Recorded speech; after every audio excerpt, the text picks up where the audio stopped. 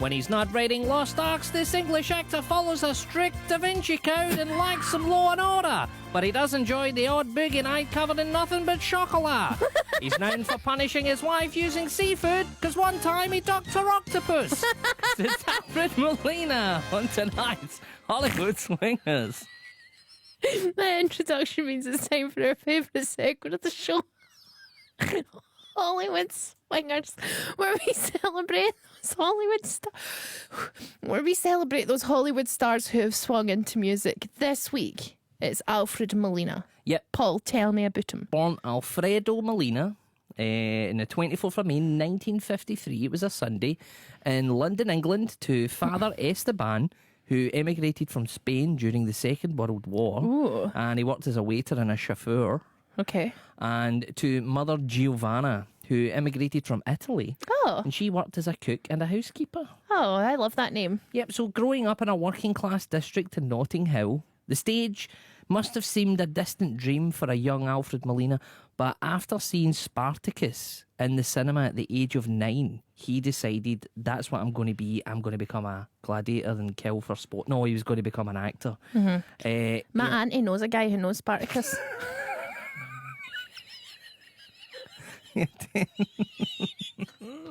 Now, he attended the Guildhall School of Music and Drama, as well as becoming a member of the National Youth Theatre, and the stage would be his main source of acting jobs for many, many years. His first TV role wasn't until 1978, where he starred alongside the late Leonard Rossiter in a short-lived 6-episode ITV sitcom. It was called The Losers, where Alfred Molina played a wrestler called The Butcher, with Rossiter playing a promoter who would intentionally book the dim-witted Alfred Molina to lose matches. Let's make this again. Yeah. That sounds absolutely... One, I love Leonard Rossiter.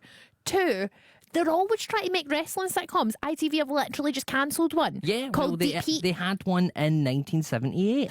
Now, at the time, it was a flop, and Molina basically found himself restricted to the stage. Though he did gain an Olivier Award for Best Newcomer for his role as Judd Fry in a 1980 West End run of Oklahoma. Very cool. But the actor admitted that as he approached 30 and with a child on the way, he was dead broke. He was nervous. And he was desperately in need of a break. Yeah. Somehow, somewhere. And that first initial break came when Alfred Molina got a crack at the whip, pun intended, at a Hollywood film. And in his first big screen role, he was offered £1,000 a week for 2 weeks, an absolute fortune for him at the time, for the very brief but ultimately very memorable role of Satipo in the 1981 classic Raiders of the Lost Ark, and the first Indiana Jones film. Right. That was his first big screen role. Okay. Meeting an untimely death in the film's intro after double-crossing Indiana Jones, the role was short, but it brought Molina to the attention of a whole host of people. Oh, that's very cool. Okay. Molina said the role saved his bacon, both financially and career-wise, and he has publicly thanked director Steven Spielberg many times since. So many people really thank Steven Spielberg. Yeah, because I mean, it was. You look at Steven Spielberg now. He takes a punt on people. Yeah, and it's a machine now, but it wasn't back then. It was still real. It was real to me, goddammit. Mm-hmm. He earned rave reviews for his roles in British films like Letter to Brezhnev and 1987's Prick Up Your Ears opposite Gary Oldman. And he would also take supporting roles in Hollywood fare, like the Richard Donner directed medieval fantasy film Lady Hawk with Michelle Pfeiffer. I love Lady Hawk. Yeah. Oh, it's Rutger Hauer. great film. Matthew Broderick. Love Lady Hawk. There we are. Right. Now, the actor was in high demand as much for his ability to his acting ability and his ability to pass himself off as a number of different nationalities due to his Spanish and Italian heritage. Yes. He could pretty much play anything. He played Greeks, he played Spaniards, Russians, Italians, Iranians. Yes. As Alfred Molina himself put it, French Canadians. I give good foreign. Yes. Knowing what it's like to not be in work, Molina admits that he would very rarely say no to any offers, living by the mantra that his father once told him: real men don't fight, real men pay their bills. Yeah, I feel that vibe. And I understand that because a lot of like acting, and they say it's not about what you take, it's about what you turn down. And in my head, I'm like, I don't want to be poor again, so Yep, I will do anything. So 1 week might have seen Alfred Molina star as Tony Hancock in a BBC One screenplay. Yep. Then star opposite Sally Field as her Iranian husband in the 1991 drama Not Without My Daughter. That's what he's in. Yep. Oh my days, he really has played a whole slew of different ethnicities. Yeah, he'd show up in an episode of Casualty 1 week. Then the next week, you would see him in an episode of Miami Vice. Good on him. Before then starring in 2 series of the Spanish set ITV sitcom El Cid, which we talked about recently. He played a retired police detective who goes to Spain. Yes. Then essentially solves local crime in his new community. So basically Death in Paradise. But in Spain. Oh, I'd love it.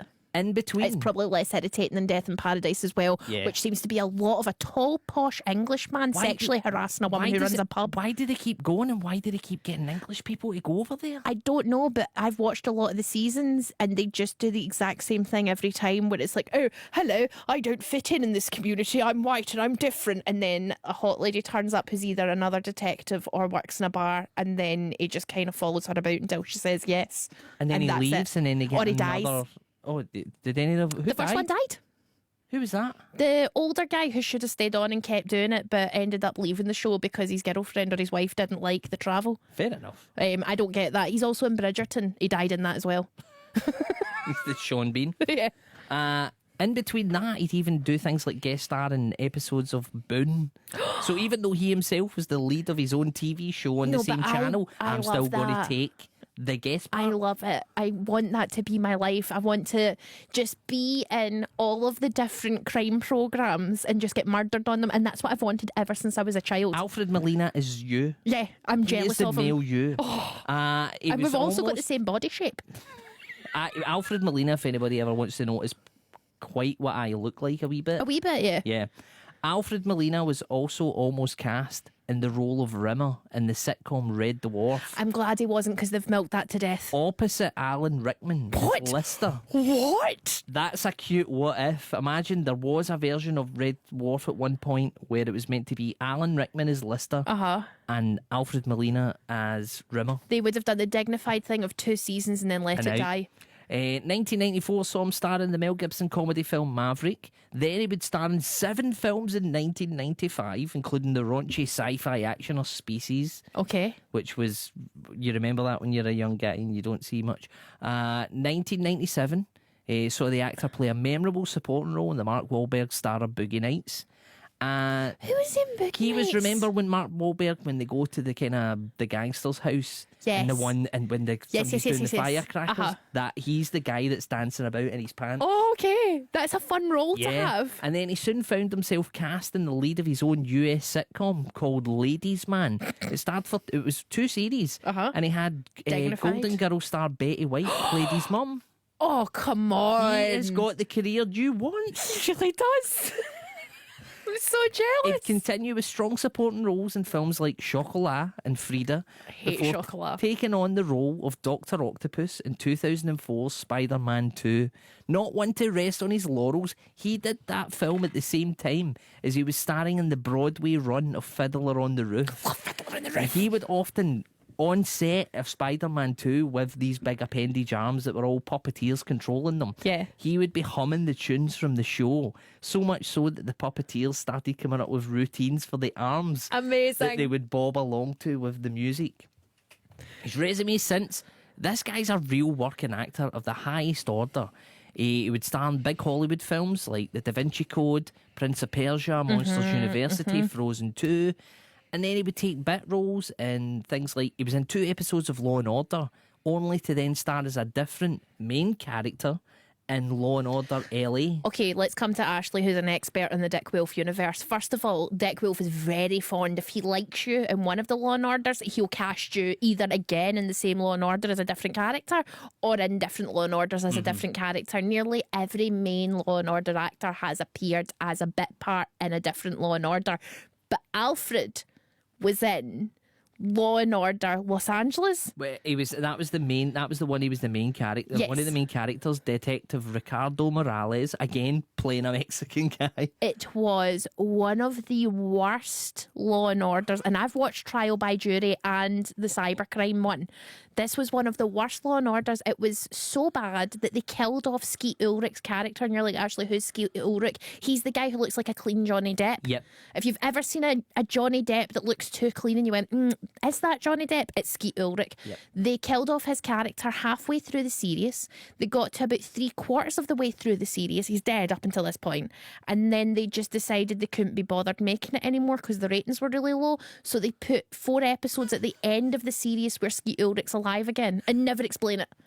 Don't even care. They didn't care because they knew it was getting cancelled. Fair enough. Yeah, but Just bang them out, get them out. So as well as doing that, he also did voice roles in basically almost every animated show you've ever seen. American Dad, Rick and Morty, Family Guy, the whole gamut of all these cartoons. Yes. Alfred Molina has been in them.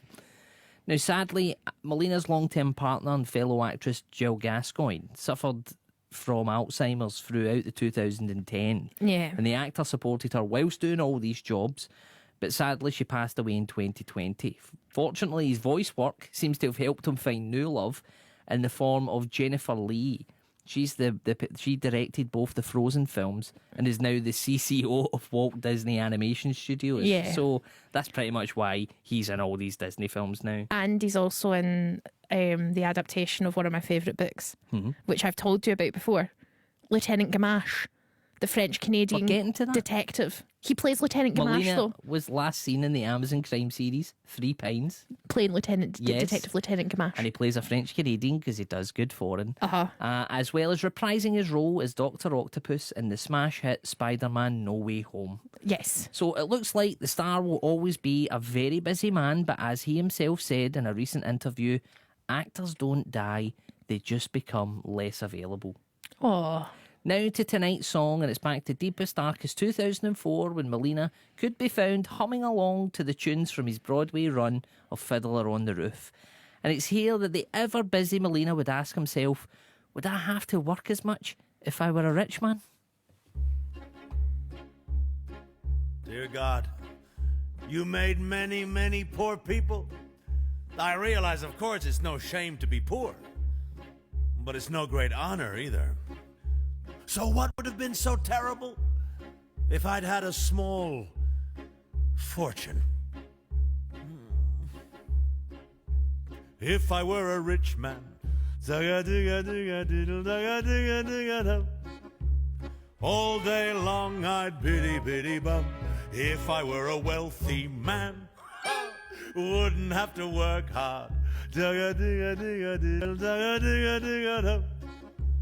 If I were a bitty rich, digga-digga-deedle-diddle man, I'd build a big tall house with rooms by the dozen right in the middle of the town.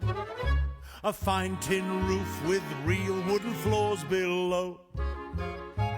There would be one long staircase just going up and one even longer coming down. And one more leading nowhere just for show.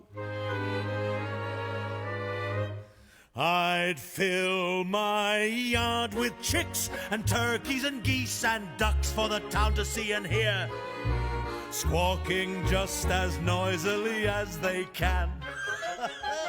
And each loud quack and a poo-poo and a whack and a quack will land like a trumpet on the ear, as if to say, here lives a wealthy man. If I were a rich man, all day long I'd biddy bum. If I were a wealthy man, I wouldn't have to work hard.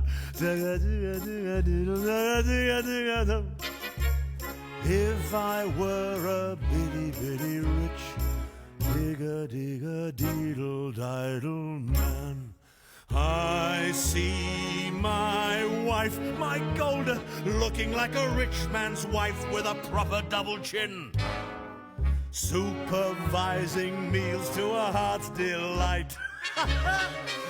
I see her putting on airs and strutting like a peacock. Aye, what a happy mood she's in, screaming at the servants day and night.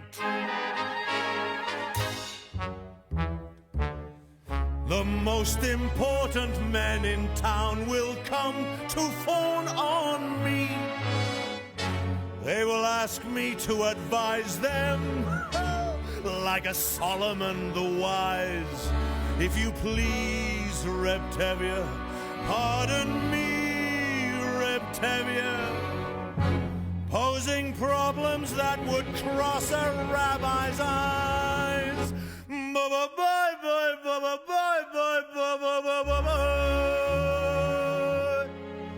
And it won't make one bit of difference if I answer right or wrong.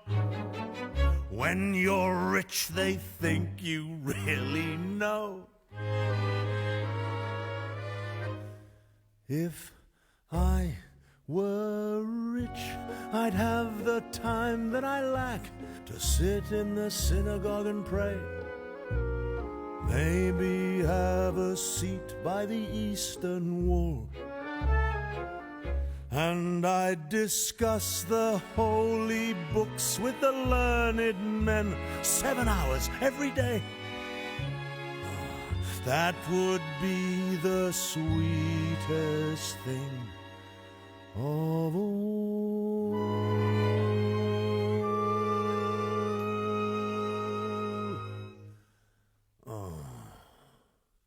If I were a rich man,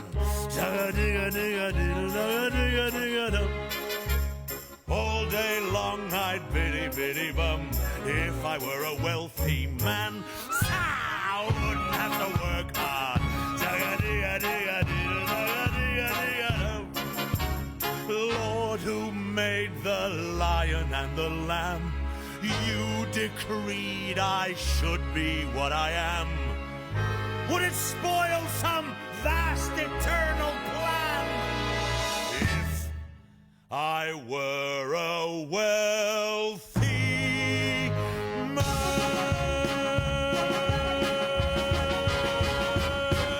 Yes, that was Alfred Molina with If I Were a Rich Man. You thought it was Kenny Roger being the original and the best Hollywood swinger. Paul, I'm going to come to you first. What did you think of that performance from Alfred Molina? Great. I loved it. It's just so fun. It isn't a song that you need to be a fantastic singer, but if you can, it is almost an actor's song. It is an actor's song, but I think he's a good singer. Yeah, and he holds the notes well, but he's fun, and he imparts the fun of it. You can feel that he's like laughing and yes, whilst he's singing.